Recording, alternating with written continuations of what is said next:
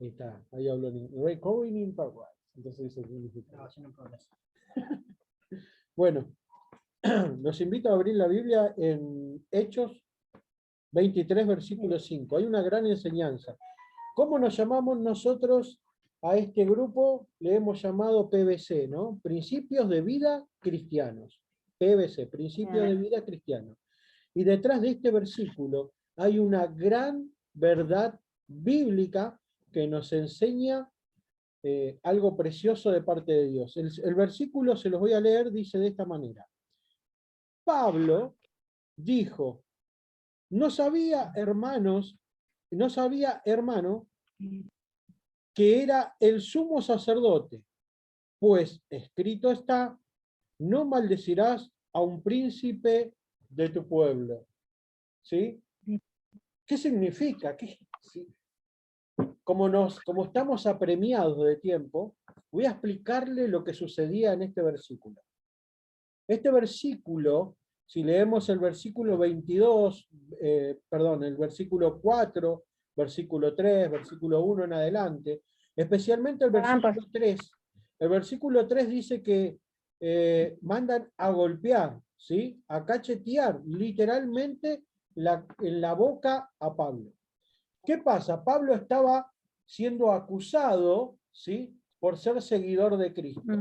Entonces dice que lo llevan frente a un juzgado y lo empiezan a juzgar públicamente entre todos los judíos. De esta manera, cuando Pablo empieza a expresar, ¿sí?, su exposición, dice que es mandado a bofetearlo. Dice que las personas que estaban cerca de él empezaron a golpearle en la boca a Pablo. Imagínense lo que esto provocaría en cualquiera de nosotros que estamos acá, siendo que era algo ilícito lo que estaban haciendo contra Pablo. Imagínense si a Lucas le pegan le pegan en su boca cuando él está exponiendo acerca de Jesús. Imagínense lo que voy a sentir internamente. Póngase cada uno de ustedes en ese lugar. Yo creo que cada uno de nosotros se va a sentir con mucha bronca interna. Esto mismo le sucede a Pablo. Entonces Pablo dice que empezó a maldecir a aquel que había mandado a pegarle. Sin embargo, las personas que lo rodeaban a Pablo le comentan, ¿cómo le vas a decir eso al sumo sacerdote? Y ahí es cuando Pablo exclama en el versículo 5, no sabía que eras el sumo sacerdote. Lejos está de mí, ¿sí?, maldecir a un príncipe del pueblo de Dios. Acá, detrás de esto, hay una gran enseñanza. La enseñanza fundamental, y algo que le comentaba a Marcela y a Mauro en estos días, era que particularmente si yo tuviese una oficina pastoral, pondría un cartel grande atrás que diga Hechos 23, versículo 5, para que las personas me pregunten por qué. ¿Saben por qué? ¿Qué significa? Que este versículo nos enseña acerca de hablar mal de los siervos de Dios. Nos enseña que no debemos, bajo ningún punto de vista, hablar mal de un siervo de Dios, de algún líder de la congregación. Está terminantemente prohibido para los hijos de Dios. Y eso era lo que Pablo estaba poniendo en práctica. Pablo había sido maltratado injustamente con una causa que no le correspondía. Sin embargo, dice que a pesar de que esta causa que era ilícita, él decidió, dice, guardarse a silencio y pedir perdón, ¿sí?, haciendo cumplir la ley que dice que no debes maldecir a un príncipe de tu pueblo. Sin embargo, esta costumbre, el día de hoy, se ha dejado de implementar en las iglesias cristianas. ¿A qué me refiero? Que muchas veces pasan por la oficina pastoral personas hablando mal de otros siervos, ¿sí? A lo cual nosotros que estamos teniendo los principios de bases cristianas para nuestras vidas, debemos entender que esto no lo podemos hacer bajo ningún punto de vista, ¿sí? No debemos, ¿sí?, injuriar a ninguna autoridad delegada por Dios por encima nuestro. Así que nada, quería iniciar con este versículo para que, me imagino que muchos de ustedes lo habrán leído durante la semana y por ahí muchos habrán dicho qué es lo que quiere decir, qué secreto hay detrás de este versículo cuando Pablo era abofeteado. Y el particular y puntual enseñanza escondida detrás de este versículo, puntualmente es que no debemos, ¿sí?, levantarnos contra ninguna autoridad delegada en la iglesia.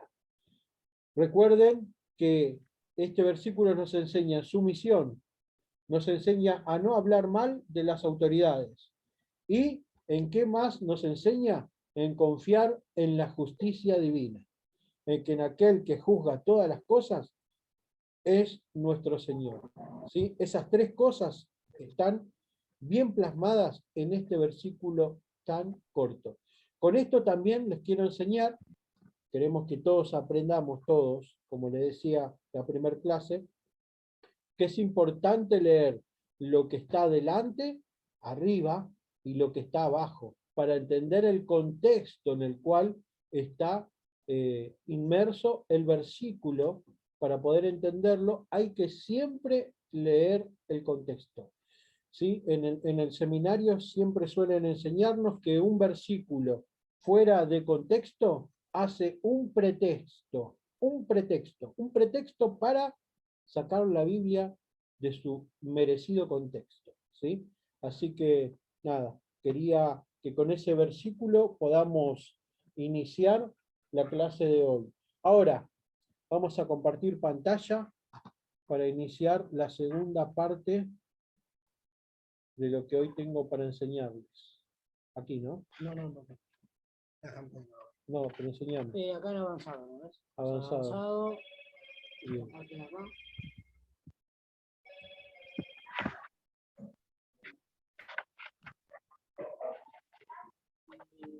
Están viendo otra parte de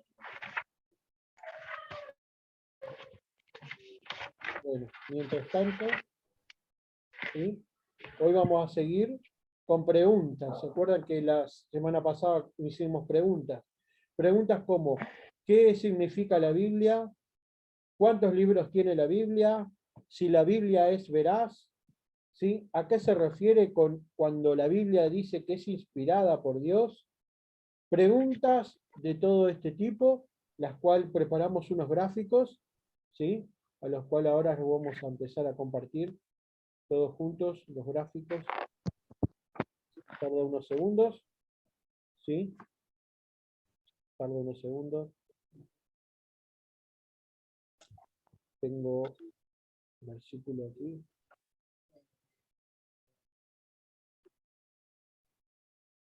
Ahí está. Bien, ¿qué significa la palabra Biblia? La palabra Biblia, como dice la imagen que les preparé, no me veo yo, ¿me importa? No. Bien. Biblia, la palabra Biblia viene de biblion, ¿sí? ¿Qué significa libros? Significa conjunto de libros. Eso significa Biblia. Y ahí viene. La palabra Biblia está ligada y conectada a la palabra biblioteca. Y de ahí viene el sentido gráfico de lo que significa. O sea que yo, cuando abra mi Biblia, me voy a encontrar con un conjunto de libros pequeños, ¿sí? La Biblia está compuesta por 66 libros. 66 libros, ¿sí?, que están autorizados por el canon, ¿sí? Por el canon bíblico están autorizados. Ahí vamos a la segunda imagen. Ven, la Biblia está separada en dos partes. La primera es Antiguo Testamento, con 39 libros, y la segunda parte es Nuevo Testamento, que tiene 27 libros. El Antiguo Testamento significa antiguo pacto. Testamento viene de pacto. Es el antiguo pacto y el nuevo pacto. El antiguo pacto va a hablar de la ley, ¿sí? Cuando encontramos la ley, ¿a qué nos referimos con la ley? Porque seguramente vamos a leer el Nuevo Testamento y encontramos que Jesús habla muchas veces de ley, y la ley, porque la ley y los profetas, la ley y los profetas, muchas veces mencionado por Jesús. ¿Qué significa la ley? La ley era la ley que recibió Moisés en el monte Sinaí. A los pies del monte Sinaí recibe la ley, que son los 10 mandamientos, ¿sí? Más todas las leyes dadas por Dios, que se encuentran en el libro de Levíticos, en el libro de Números, ¿sí? Hay un montón, y de Deuteronomio, ¿sí? Son leyes que le dio Dios al pueblo.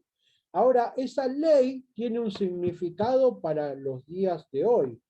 La ley, si encontramos versículos en el Nuevo Testamento, ¿sí? Que dicen que la ley tiene un significado.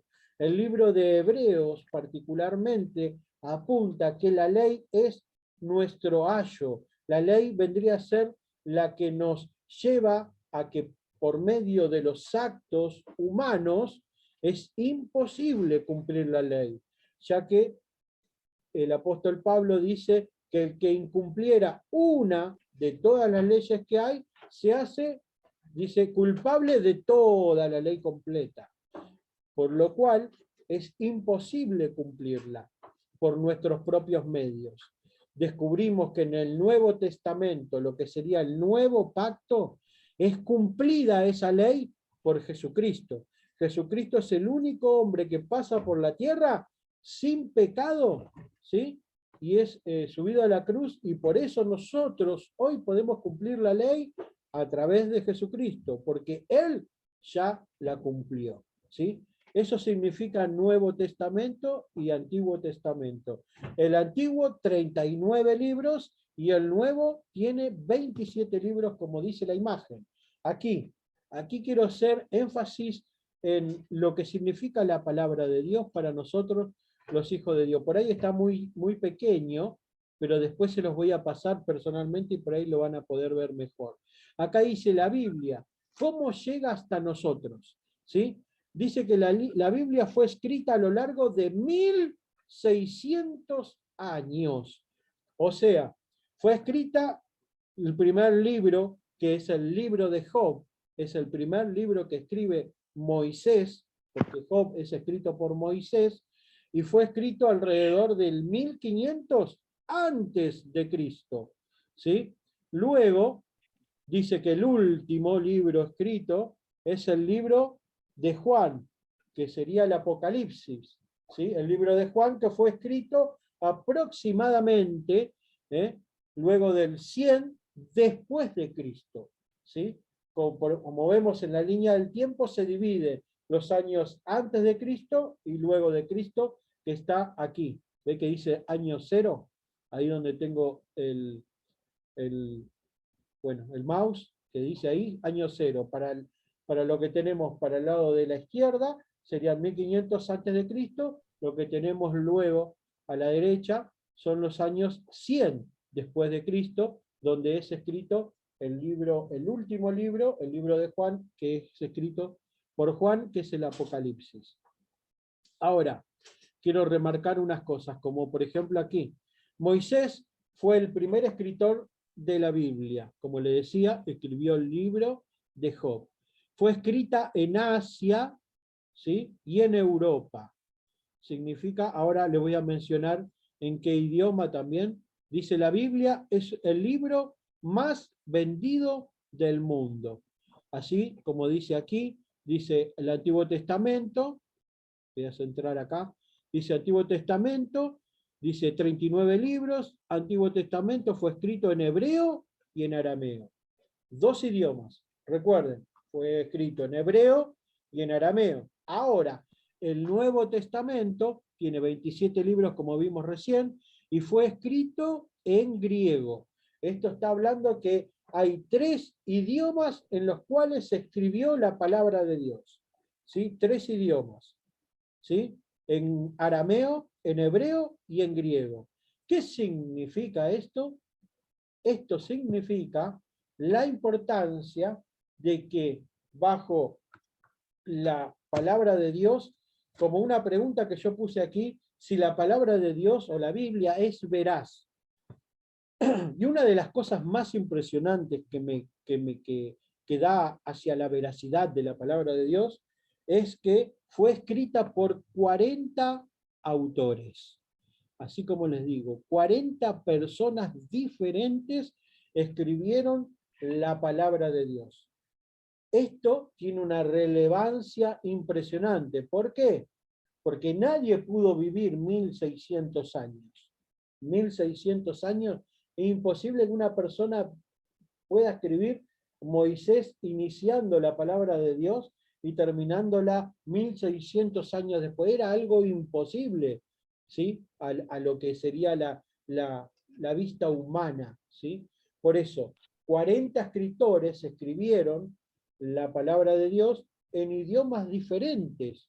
Imagínense, idiomas diferentes y a lo largo de 1600 años. Lo que lo hace aún más espectacular es esto, que fue escrita por personas de diferente educación, de diferente posición delante de la tierra, ¿no? Diferente posición. Les voy a nombrar algunas, por ejemplo. Entre ellos había escritores que fueron médicos, unos que fueron pescadores, otros que fueron salmistas, otros que eran reyes, ¿sí? Por ejemplo, médico lo tenemos a Lucas. Como médico lo tenemos a Lucas. Tenemos un pescador.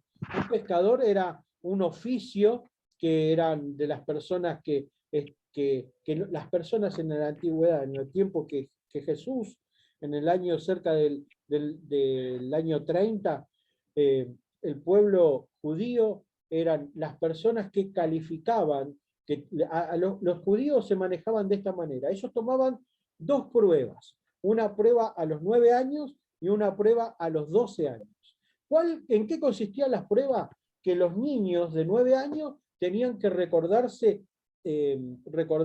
la palabra de Dios de memoria, así como le digo, de memoria. Libros de la Biblia del Antiguo Testamento como Éxodo, como Levítico, como Números, que pertenecen al Pentateuco, ¿sí? Deberían recordárselos de memoria e ir de dar el examen delante del rabí en aquel tiempo.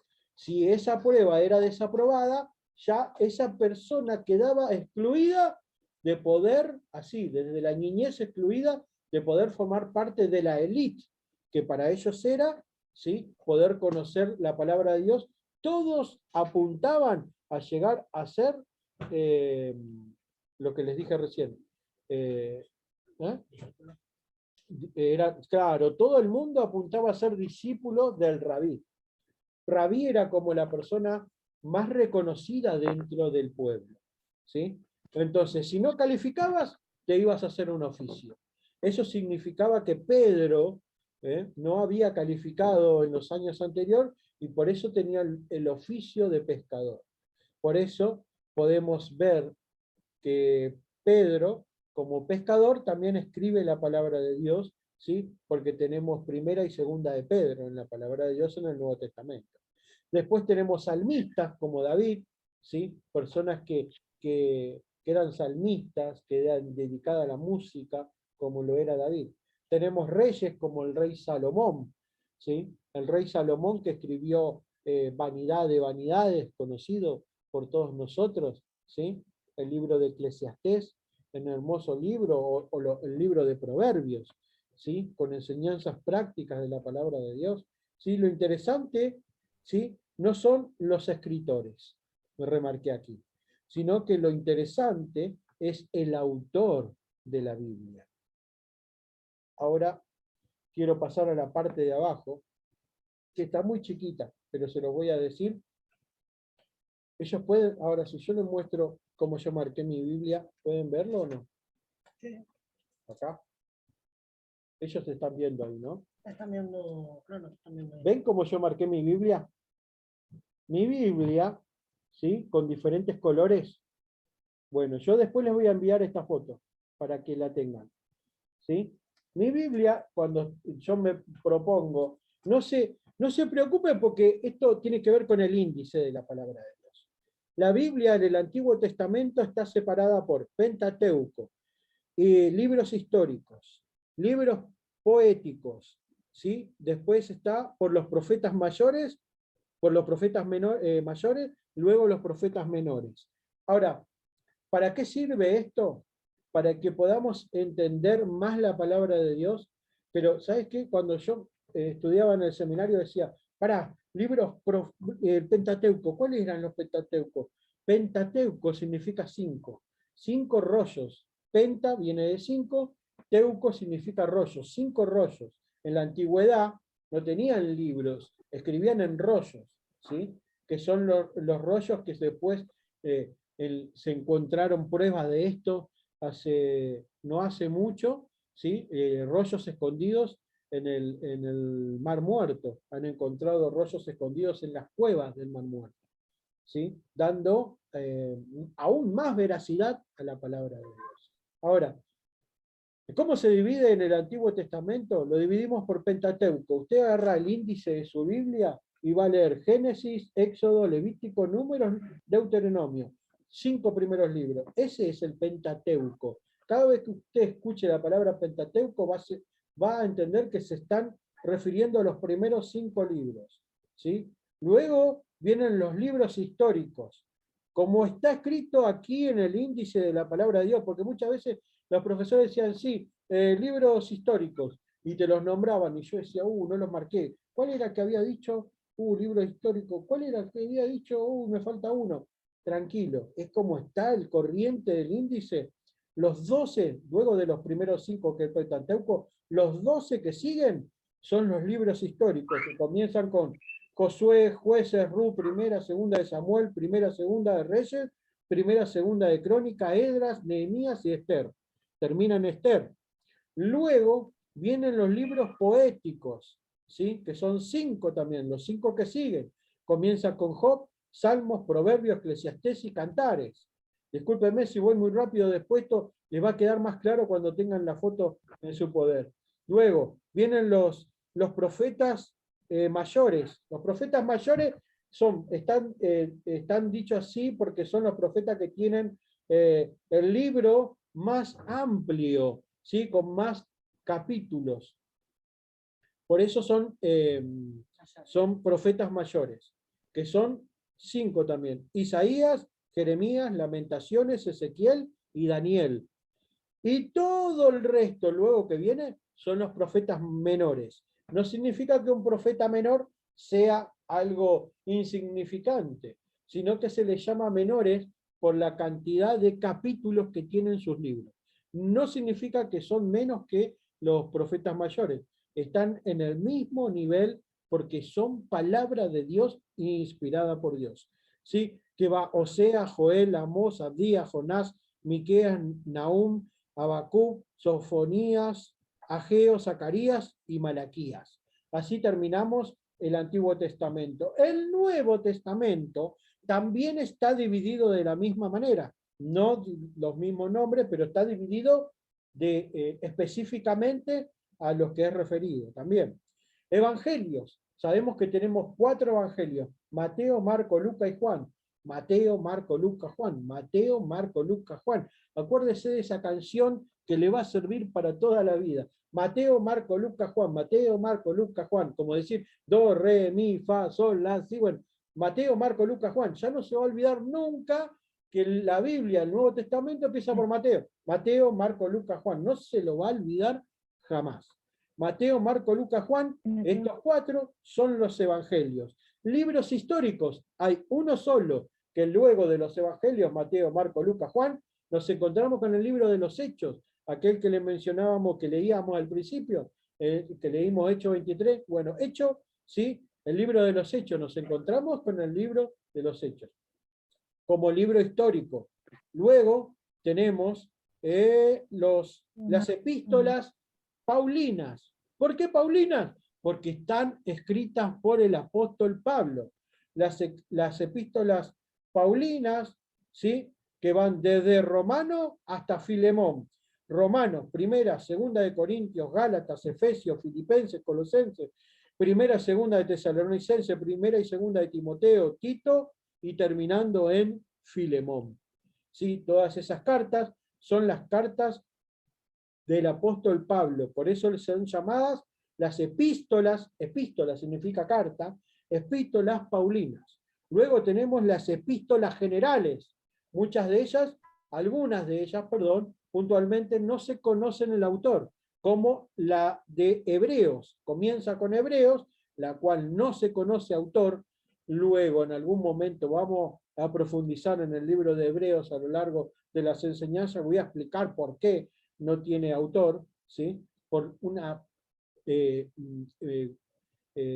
gravísima persecución que había, y por lo que el contenido del texto. Hebreos, ¿sí? Hebreos. Después, que son las epístolas generales, recuerden, Hebreos, Santiago, escrita por Santiago, primera, segunda de Pedro, lo que le decía recién, de Pedro que escribió también, primera, segunda de Juan y tercera de Juan, y luego terminando en Judas. Luego de esto tenemos los libros proféticos, que tenemos solamente uno, que es Apocalipsis. Y de esta manera terminamos, ¿sí?, la palabra de Dios. Me lo pones al revés. Ahí está. Bien, ahora, como les decía recién, está escrita en 3 idiomas: hebreo, arameo y griego. Papi, mandale recto, no tenés límite de tiempo. ¿Cómo sabes? Porque cada persona.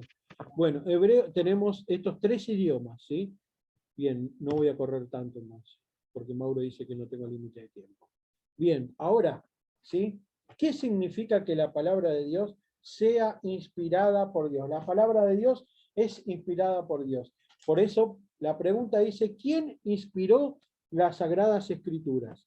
Para eso los invito a que leamos, si no, no haya tiempo, no importa, luego les voy a mandar las imágenes, y está bueno que durante la semana repasen durante la semana para que les quede claro.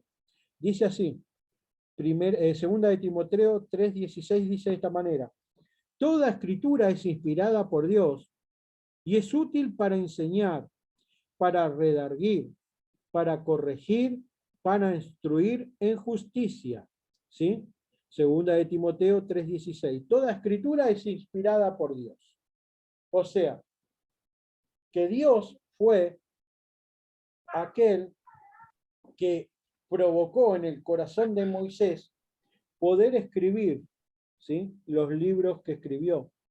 Moisés escribió Job, escribió Génesis, inspirado por Dios. ¿Qué significa? ¿Significa que escribió lo que él quiso? No, no escribió lo que él quiso. Escribió lo que Dios puso en su corazón, ¿sí?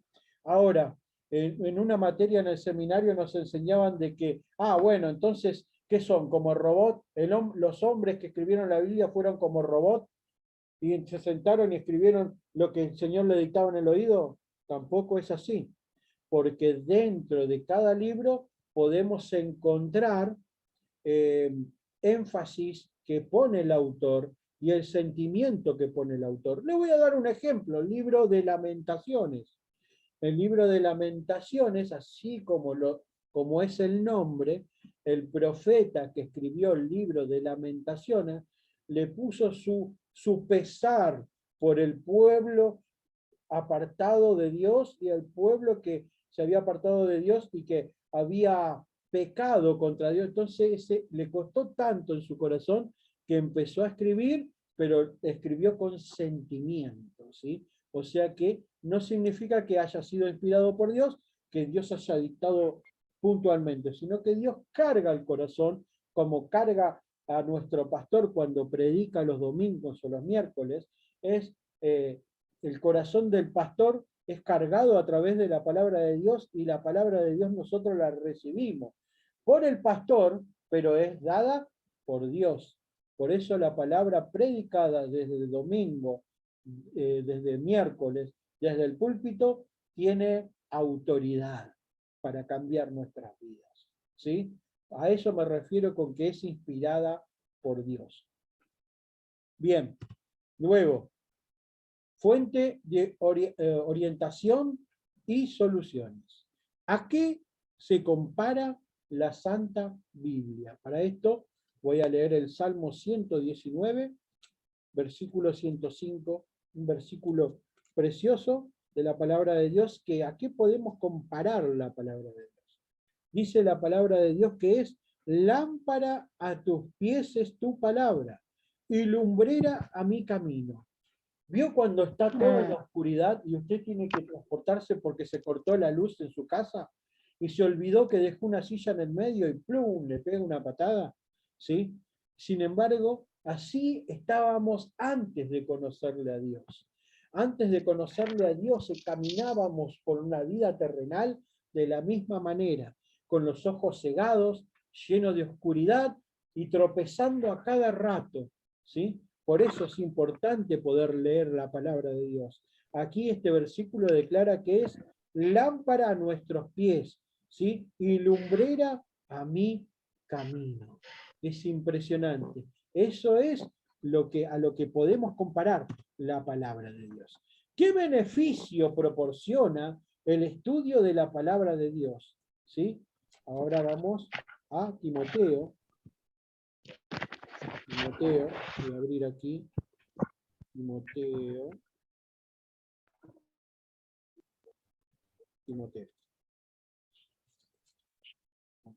Salió el papelito 3. Timoteo 3, versículo 15. Perdón, segunda de Timoteo 3, 15, 15, el 17 no. Dice de esta manera. Entonces la pregunta dice, ¿qué beneficio proporciona el estudio de la Biblia? El beneficio es este que dice acá. Y que desde la niñez has sabido las sagradas escrituras, las cuales te pueden hacer sabio para la salvación por la fe en Cristo Jesús. Entonces, la palabra de Dios proporciona sabiduría. ¿Sabiduría para qué? Para la salvación, ¿sí? Entonces, ¿qué beneficio proporciona la palabra de Dios?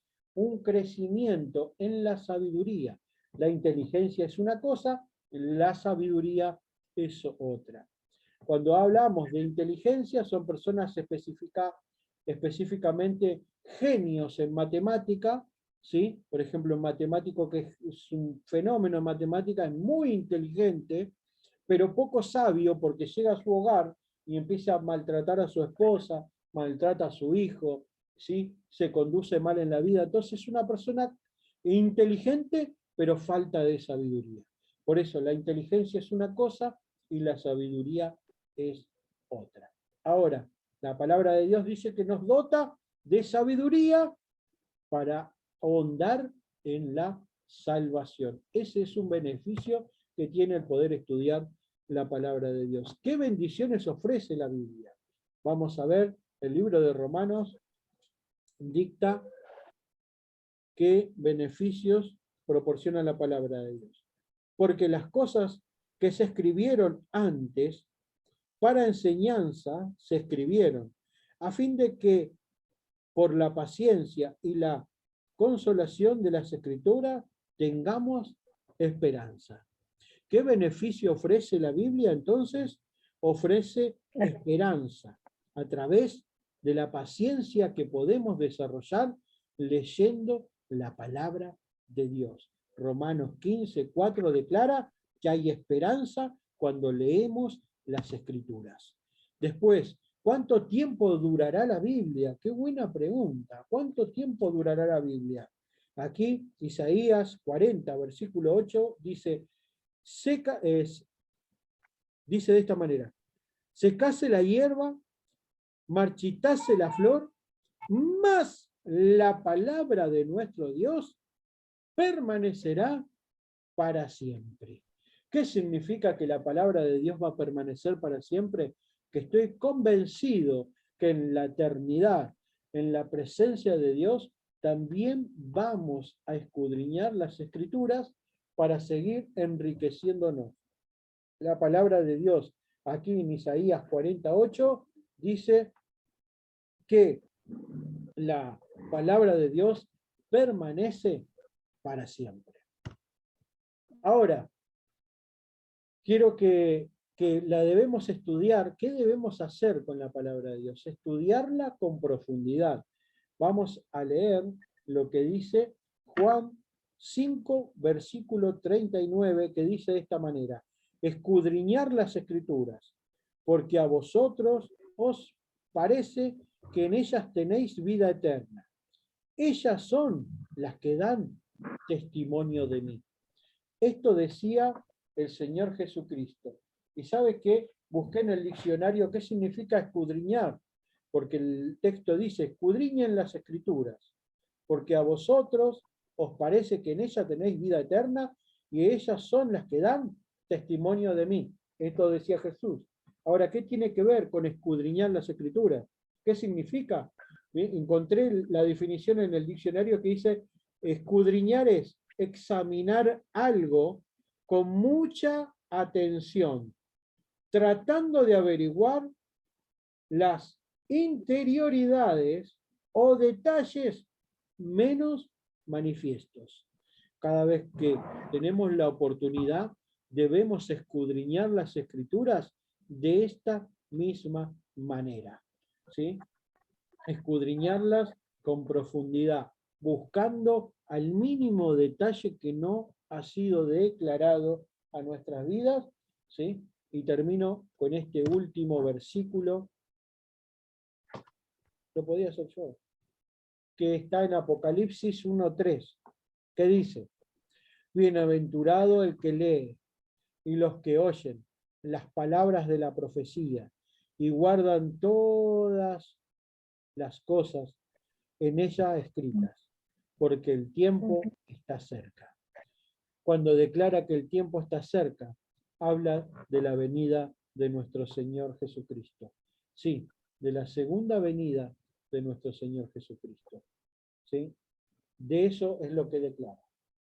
Bien, eso era lo que hoy traje para compartir, para seguir profundizando en la palabra de Dios.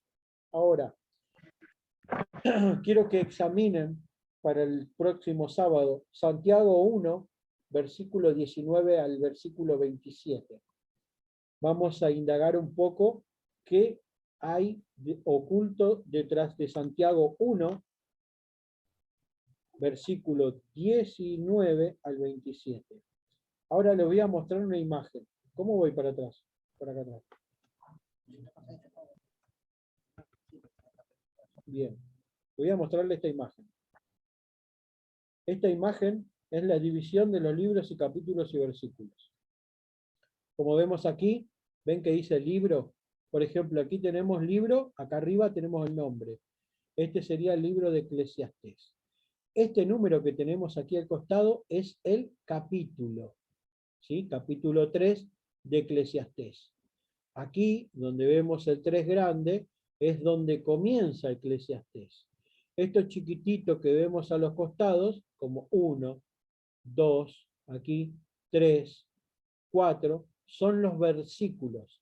Por ejemplo, en este caso, si yo le diría, vamos a leer el libro de Eclesiastés 3, versículo 4, me voy a referir a que la palabra de Dios se habla en Eclesiastés 3 y en el versículo 4. Un tiempo para llorar y otro para reír, un tiempo para lamentarnos y otro para las danzas. Ahora, ¿por qué les explico esto? Porque antiguamente la palabra de Dios, cuando les declaraba que estaba hecha en rollos, era continuamente. No estaba separada por capítulos ni por versículos. Por eso, cuando lean la palabra de Dios, muchas veces, si van a leer, muchas veces no tengan en cuenta los cortes entre los capítulos con capítulos. ¿Por qué? Porque, por ejemplo, la carta de Primera de Corintios, si vos lees el capítulo 1, luego dejás ahí y lees el capítulo 2, y vos decís, pareciera que sigue a continuación de algo, decís vos. Y cuando lees el capítulo 1, vos decís, ah, sí, es cierto. Sigue hablando Pablo del mismo tema. Estoy poniendo esto como ejemplo. ¿Eh? ¿Por qué? Porque estas divisiones de entre capítulos y versículos no fue inspirado por Dios. La división entre capítulo y versículo fue creada por el hombre, pero que tiene una ventaja.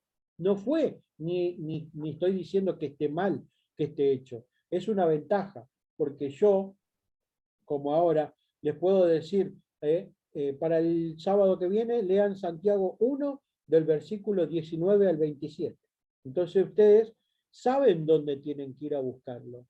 ¿Sí? Saben que tienen que ir al libro de Santiago, al capítulo 1, al versículo 19, y va a leer hasta el 27. Usted ya lo sabe. Por eso es que tiene esta división los libros y capítulos, para poder escudriñar las escrituras con eh, eh, mayor facilidad.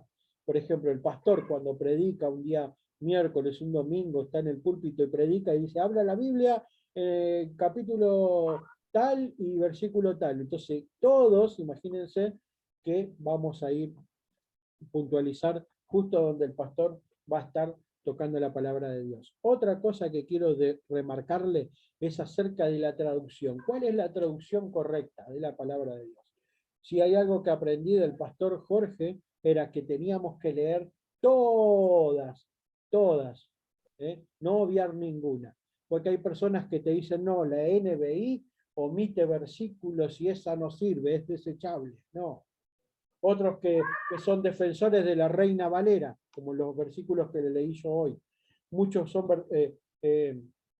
defensores de la Reina, no, yo hermano, la Reina Valera. No, está la palabra de Dios, tenemos hoy el privilegio de que está traducida y está traducida en varias maneras, en maneras sencillas. Entonces, debemos enriquecernos porque es un avance, ¿sí? El que hoy podamos tener Reina Valera, NBI, que significa, tenemos la traducción de las Américas, tenemos la palabra de Dios para todos, que es una que me encanta leer a mí. Yo cuando voy a la iglesia, los días domingo y que leo un texto de adelante, me gusta leerla de esta, que es palabra de Dios para todos. Tiene un lenguaje muy sencillo, ¿sí? Por eso la palabra de Dios es palabra de Dios y no importa la traducción, ¿sí? Bueno, quería compartirles esto, ¿sí? Dejarles mis bendiciones. Yo les dije el fin de semana pasado que voy a tener algo extra. Aquellos que quieren seguir conectados, les voy a mostrar lo que sigue a continuación. Las diferencias, o sea, la clase de hoy era hasta aquí, hasta Apocalipsis, como lo que estamos viendo en pantalla. Le voy a dar un bonus track el día de hoy. El bonus track tiene que ver, ¿sí?, con la diferencia entre la iglesia cristiana y la iglesia, que sería la iglesia católica, con los protestantes. Nosotros somos llamados iglesia protestante, ¿sí? Ahora, la diferencia que tenemos con la iglesia católica. Tenemos 6 diferencias. Diferencias así, doctrinales, más importantes. No, ¿en qué nos diferenciamos? Que los católicos, acerca de la Biblia, como dice el texto que escribí aquí, la Biblia, acerca de los católicos, dice, la Biblia católica, la Biblia de los católicos tiene más libros, ¿sí? Más libros, algunos de ellos apócrifos. Las iglesias católicas tienen libros como Primera y Segunda de Macabeos, tienen Judith, tienen, ¿cómo? Sabiduría. Sabiduría también, que está dentro de los libros para ellos poéticos, sabiduría. Bueno, tiene varios libros. ¿Qué tiene que ver que tengan libros que nosotros no tenemos? Que nosotros, ellos, es más, ellos mismos, los católicos, los llaman libros que están fuera del canon, deuterocanónicos. Ahí está, gracias Mauro. Deuterocanónicos le llaman ellos mismos. que sería un segundo canon. Eso es lo que están especificando. Pero tienen esos libros como los que les nombré y algunos más, ¿sí? Que por eso una Biblia católica tiene más libros que la nuestra, ¿sí? Que son los libros incluidos deuterocanónicos. Ahora, dice la Biblia, no es su autoridad absoluta. ¿Por qué? Porque para ellos la autoridad está basada, ¿sí?, en la tradición que vienen teniendo, en la tradición de los años pasados, ¿sí?, con la actualidad. Y los derechos del Papa, los decretos del Papa. El Papa es como la palabra sublime sobre la faz de la tierra, para lo que es los católicos. Para nosotros, la Biblia es la única autoridad absoluta de la fe y la práctica de la Iglesia. La palabra de Dios es nuestra autoridad absoluta. Luego, punto número 2, diferencia número 2. Los católicos rinden culto y adoración a María. Elevan a María al mismo nivel que Cristo como co-redentora, ¿sí? María fue concebida sin pecado original. Eso es lo que ellos dicen, que María fue concebida sin pecado original. No es así. La humanidad trae desde Adán hasta los tiempos que corren, ¿sí?, el pecado en sus lomos. El único que puede quitar el pecado original entrado por Adán es Jesucristo, que luego también lo vamos a estudiar, cómo entra el pecado por uno y por uno sale, según el libro de Romanos, si es que no me equivoco, ¿sí? Declara que como entra el pecado por un hombre entra el pecado y por un hombre sale ese pecado. Entra por Adán en el huerto del Edén en Génesis y sale por uno, que es Jesucristo, ¿sí?, nuestro Señor y Salvador. Para nosotros valoramos a María. María para nosotros fue una hermana hecha y derecha, era una hermana con todas las letras. Valoramos a María, pero no la veneramos. Dice que nosotros creen que María fue pecadora, al igual que todos los seres humanos, lo que le acababa de decir. Después, María no es mediadora entre Cristo y la Iglesia. No. El libro de Hebreos declara que hay un solo mediador, y ese es el Señor Jesucristo. Ahora, solo Cristo es el único mediador entre Dios y los hombres, ¿sí? Ahora, tercera diferencia, los sacramentos.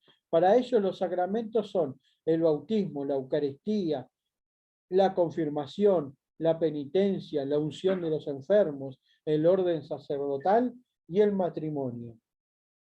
Para nosotros es el único sacramento, ¿sí?, que encontramos, a los cuales pasó Jesucristo, ¿sí?, que es el bautismo y la Santa Cena.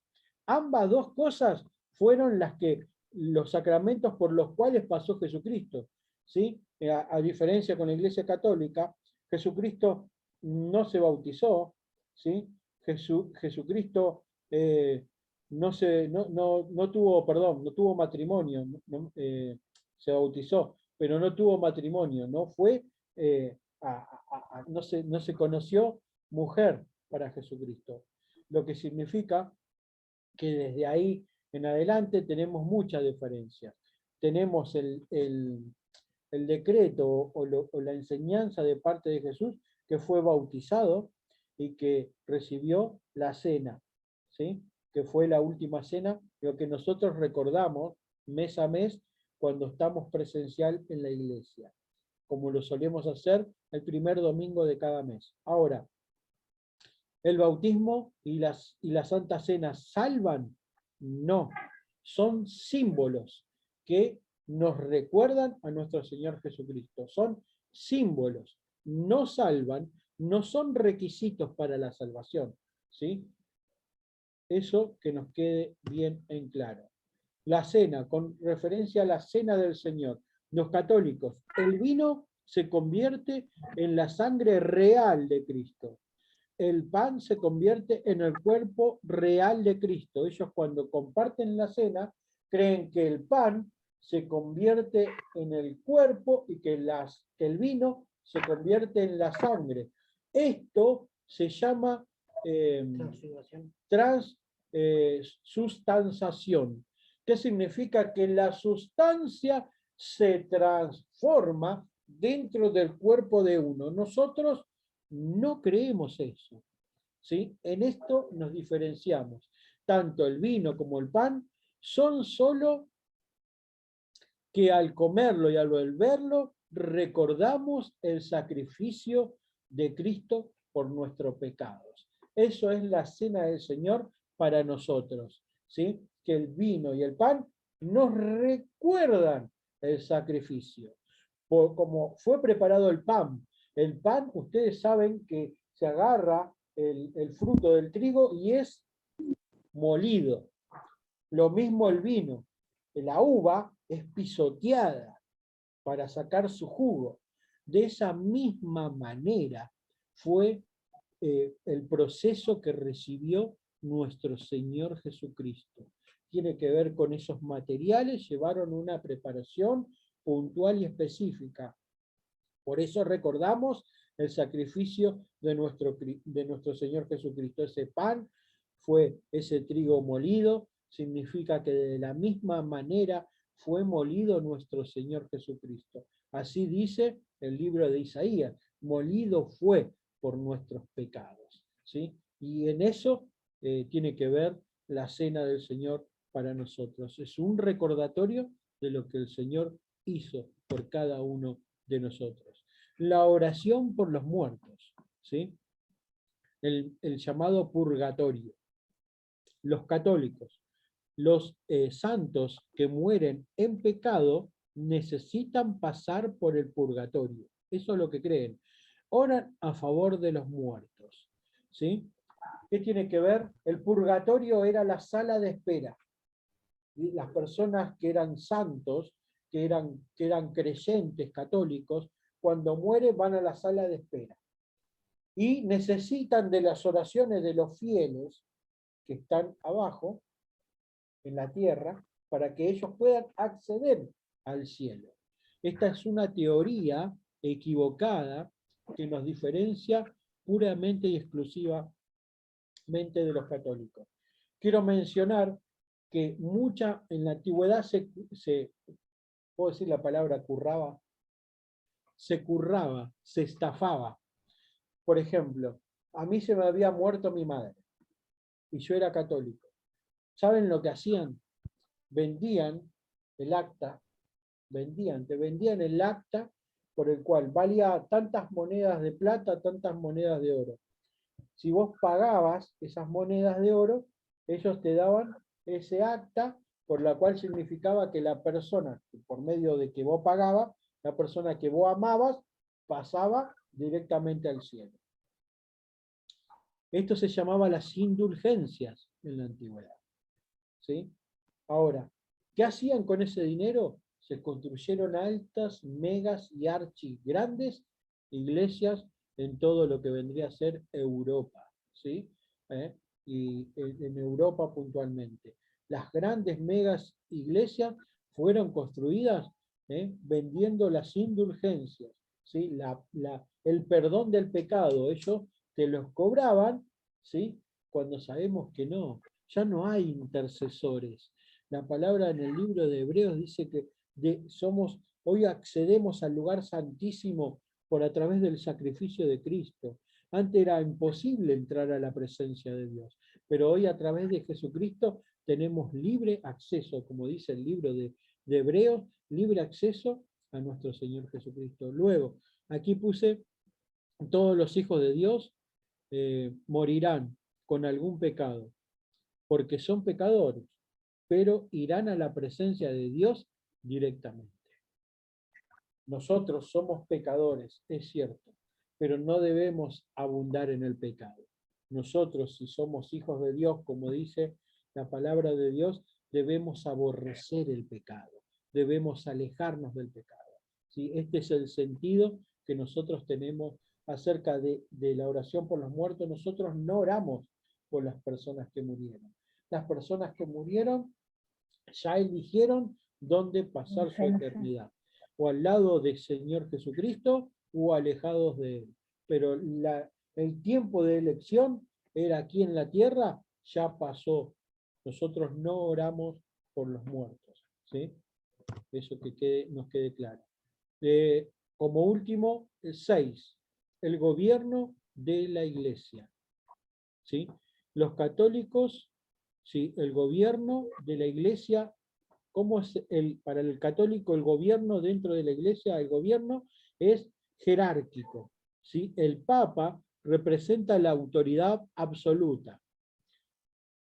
El Papa tiene poder infalible. Lo que dice el Papa hay que hacerlo, ¿sí? Para nosotros no.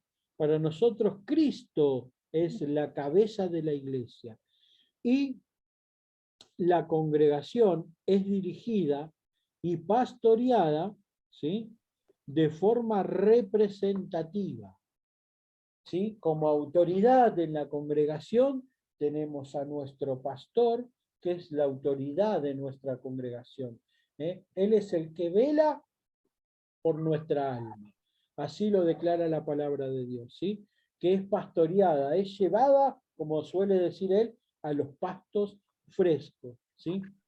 Y es una forma, en forma representativa, ¿sí? Representa, ¿sí? A lo que Dios le da en su corazón, lo que Dios carga en el corazón de nuestro pastor, y de esa manera somos dirigidos como hermanos y dentro de la congregación. Bien, bueno, esto fue lo que traje, lo que preparé para el día de hoy. Ahora voy a enviarles vía WhatsApp a cada uno de ustedes. Cuando yo te diga, deja de grabar.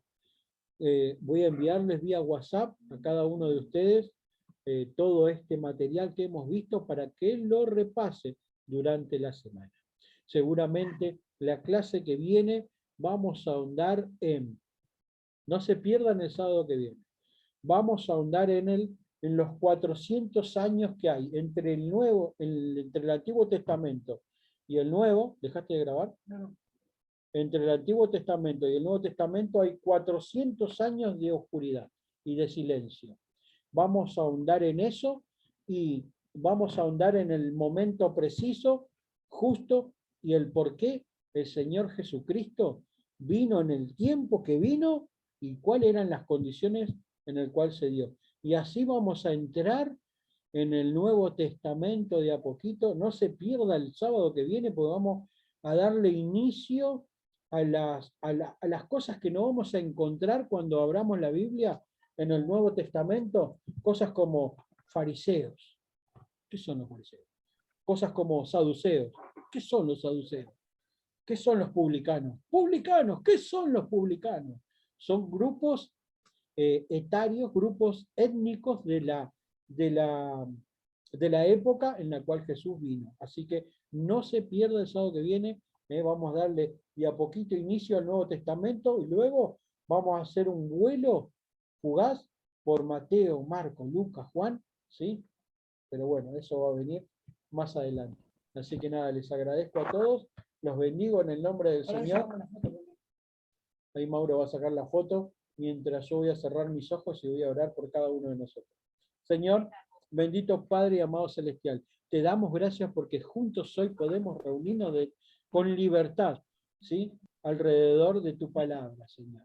Sabemos que hay países en los cuales está prohibido hacer lo que estamos haciendo, Señor. Y hoy gozamos en esta tierra, ahora, ¿sí? En este tiempo en el cual vivimos, gozamos de libertad de poder estudiar tu palabra. Gracias por cada uno de los que estuvieron presentes y los que no se pudieron conectar. Luego le vamos a enviar este video, Señor, que sea de mucho enriquecimiento personal. Recuerda, Señor, te recordamos en todo tiempo y en todo momento, y gracias por todas las cosas que haces por cada uno de nosotros. En el nombre de Jesús oramos. Amén, amén y amén. Recuerden que el crecimiento es personal, el crecimiento depende de cada uno de ustedes. Si ustedes durante la semana deciden seguir repasando todo lo que vimos, viendo el video que le paso a través del link, ¿sí? El crecimiento no tiene techo. Nada, los bendigo en el nombre de Jesús. Gracias por estar y gracias. Los dejo libre para que sigan su día. Nos vemos mañana en el servicio. Bendiciones. Chao. Grabá.